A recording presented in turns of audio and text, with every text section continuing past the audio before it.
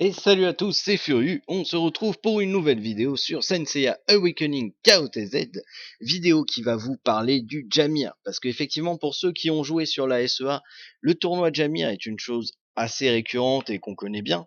Ceux qui n'ont pas joué sur la SEA ne connaissent pas du tout ce système de jeu, donc cette vidéo va avoir pour but de vous la présenter.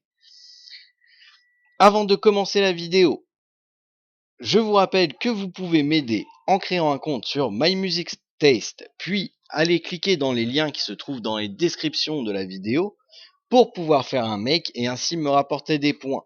C'est totalement gratuit et ça m'aiderait beaucoup que vous le fassiez. Donc je vous invite à le faire vraiment le plus possible. Je voudrais également remercier les 2 nouveaux abonnés sur la chaîne Twitch qui se sont abonnés hier et qui malheureusement je n'ai pas pu les voir parce que nous n'avons pas fait de live. En revanche, il y aura bien un live ce soir parce que bah voilà, je suis à l'appartement donc il n'y a pas de souci. On va pouvoir faire un live. Une autre chose aussi, avant de commencer par les Jamir, il y a un nouvel event qui est arrivé, c'est la suite du tournoi, de l'event Poséidon. Il va vous demander de choisir un camp entre Poséidon et Athéna. Donc bien évidemment, moi j'ai choisi Athéna. Libre à vous de choisir qui vous voulez. L'event se fait de la façon suivante. Vous allez récupérer en faisant la dimension, le temple des dieux ou les ruines épiques des fragments de cosmos. Ces fragments de cosmos, vous allez pouvoir les utiliser en faisant utiliser. Vous pouvez en utiliser jusqu'à 100 par jour pour avoir des récompenses. Dans ces coffres, vous allez récupérer des gemmes d'invocation commune, de l'XP, de gold. J'ai eu des maps, des parchemins pour le pop. J'ai eu des diamants, pas d'étoiles par contre, dans le premier jour. À la fin de la journée, je suppose que la différence entre le camp d'Athéna et le camp de Poséidon va se calculer. Et maintenant, on verra qu'est-ce qu'on aura comme récompense pour ceux qui gagnent. On va avoir un pilier par jour du 12 au 18. Donc on commence avec le pilier de l'océan Indien, on finira avec celui de l'Antarctique. Et voilà, c'est encore des petites choses un petit en plus, totalement gratuites, donc profitons-en. Vous pouvez faire se vanter une fois, ça va vous rapporter également des diamants. Excusez-moi. Je vous rappelle également que mercredi soir à 20h, nous ferons un live en duo avec Pix, sur lequel nous allons faire un duel de poules et ensuite parler des VIP. Donc je vous rappelle, n'essayez pas de demander quoi que ce soit dans les lives en attendant, attendez mercredi, on continue de récupérer des informations et on vous donnera tout ce qu'on a mercredi. On vous parlera de tout ça mercredi, il n'y a aucun souci, vous inquiétez pas, on va tout vous dire ce qu'on a appris. Voilà. Sur ce, maintenant parlons Jamir. Le Jamir, qu'est-ce que c'est?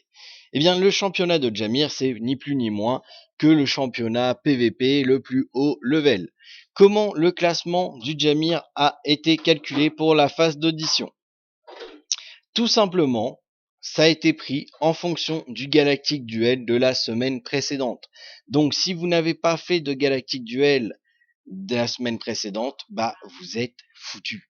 Parce que vous allez avoir 1400 points et que contrairement à la CEA où c'était les 32 premiers qui étaient qualifiés, sur la version globale, ce ne sont que les 16 premiers. Pourquoi que les 16 premiers? Eh bien simplement parce que durant la phase finale du tournoi de Jamir, nous allons retrouver nos amis américains.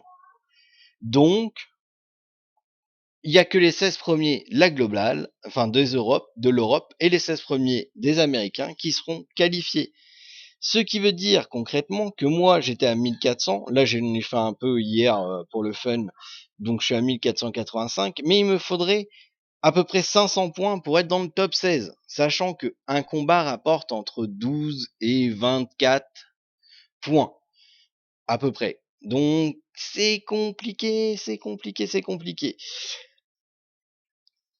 Les combats justement, comment se passent les combats durant la phase d'audition? La phase d'audition, qu'est-ce que c'est déjà? La phase d'audition, c'est la semaine en fait où vous allez pouvoir récupérer des points pour essayer de monter dans le classement et être dans le top 16. Si à la base vous n'étiez pas dans le top 30, ça risque d'être très compliqué. Les gros joueurs comme le charmant Bling Ring qui devrait être ban un jour prochain ne joueront pas. Tout simplement parce que ça sert à rien, ils risquent de plus perdre des points que d'en gagner. Donc plutôt que de s'amuser à jouer, ils vont juste rester dans leur position et ils seront qualifiés. Tout simplement. Donc, encore une fois, honnêtement, ça risque d'être compliqué si vous êtes en dessous du top 30 pour vous qualifier dans le top 16. Maintenant, à voir, hein, peut-être que vous arriverez à jouer comme des tarés et à l'avoir. Ce qui est sûr, c'est que si vous voulez être qualifié, il va falloir que vous jouiez de 20h à 22h tous les jours. Au niveau des récompenses, qu'est-ce qu'on a dans la phase d'audition? Du 1 au 32, parce que normalement c'est censé être jusqu'au 32e joueur pour être qualifié. On récupère un coffre qui va donner 20 éclats de tome de compétences, 150 diamants et 3 gemmes astrales avancées. Un skin de Doko qui dure 30 jours ou 10 diamants si on possède déjà le skin et le cadre du top 100 de Jamia. De 33 à 100, nous allons gagner un coffre de 10 éclats de tome de compétences et 100 diamants, 2 gemmes avancées et le cadre du top 100 de Jamia. De 101 à 500, vous gagnerez 5 éclats de skill tome, 75 diamants et une gemme avancée, et ainsi de suite jusqu'à 9999.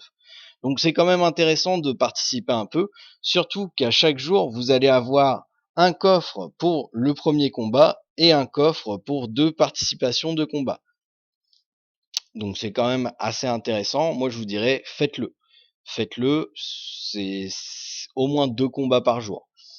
Après, je comprends, hein, si vous êtes comme moi, 378e, pas envie de faire les 2 heures de combat par jour. Et puis honnêtement, je suis encore en vacances au Kazakhstan, donc je n'ai pas pu faire la semaine dernière de combat en Galactic Duel.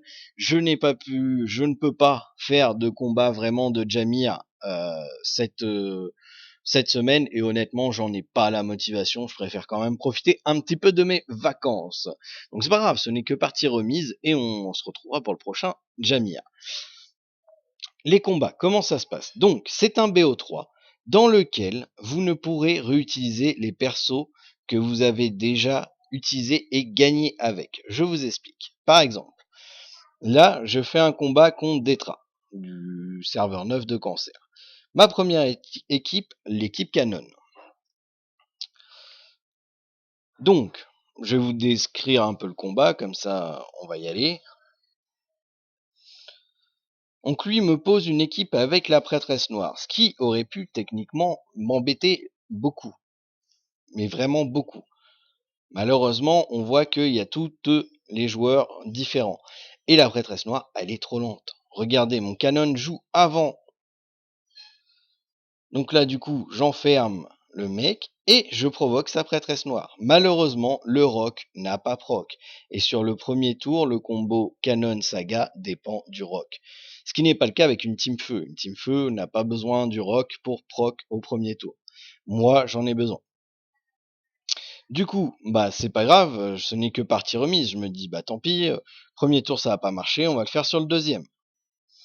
Donc je renferme le coco Milo dans le triangle, j'essaye de provoquer la prêtresse noire, ça passe. Là, cette fois, mon saga est prêt à balancer la sauce.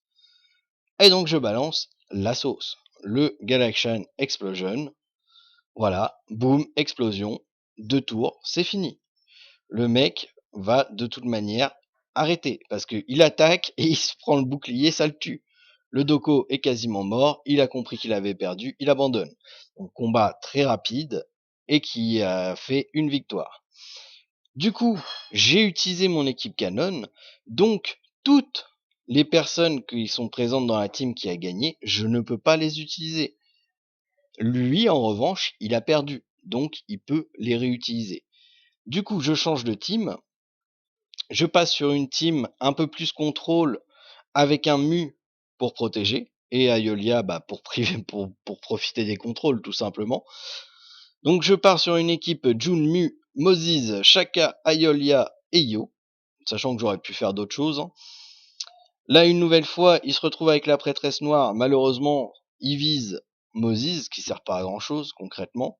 Son Milo, on le voit, hein, déjà vous le voyez avec les points de vie. Regardez ses points de vie par rapport aux points de vie de mon Mu ou de mon Ayolia par exemple.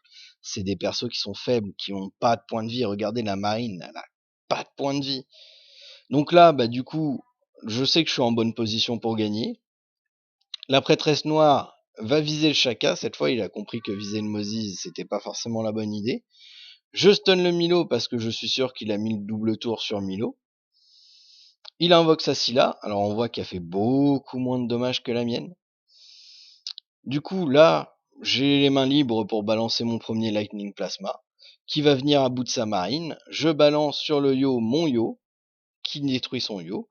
Il me reste plus que 2 dangers, c'est Milo et Doko. Donc simplement, je vais pouvoir protéger mon Shaka. Là, par contre, il me fait chier parce qu'il a silence 2 personnes. Donc tant pis. Je restun son Milo, je ralentis la prêtresse noire et je finis la prêtresse noire avec mon Scylla.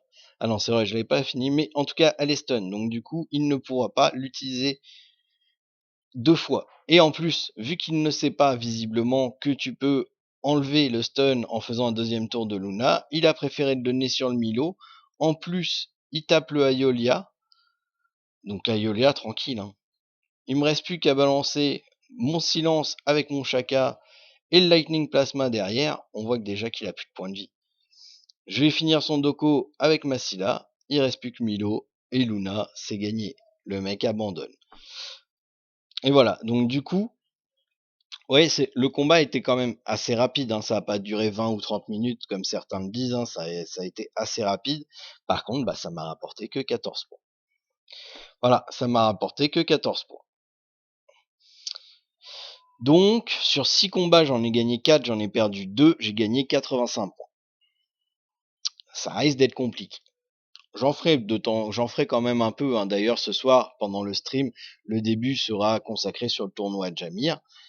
Et on pourra regarder un peu comment ça se passe. Une fois que cette phase d'audition-là est faite, qu'est-ce qui se passe? Alors, on va commencer. Hop. On arrive dans les tours éliminatoires. Donc c'est la 3e semaine de chaque mois. À partir du troisième lundi de chaque mois, la phase d'élimination commence. Les joueurs peuvent commencer à se préparer pour le match à 19h50 du lundi au jeudi. Ceux qui ne se présenteront pas à 20h seront considérés comme forfaits, donc comme perdants. Chaque jour, à la fin du match, les joueurs participants recevront une récompense de victoire ou de défaite par courrier. Et tous les joueurs présents sur le serveur du champion de chaque région recevront également une récompense d'assistance par courrier. D'où ce que ça sera intéressant qu'il y ait plusieurs poignards pour le truc. Donc voilà. En gros, une fois que les 16 européens et les 16 américains vont se qualifier, on va se retrouver en phase finale. Une fois encore, ça sera du BO3, en élimination directe. C'est-à-dire que celui qui va y avoir des duels, donc entre 2 joueurs, celui qui perd sera sorti du tournoi, celui qui gagne sera qualifié sur la phase suivante. Et ainsi de suite jusqu'à la finale. Vous non-joueurs, non-participants du Jamir, qu'est-ce que vous allez faire pendant ce temps-là? Eh bien, tout simplement, le lundi, quand la phase finale va commencer, le premier round, vous allez pouvoir parier.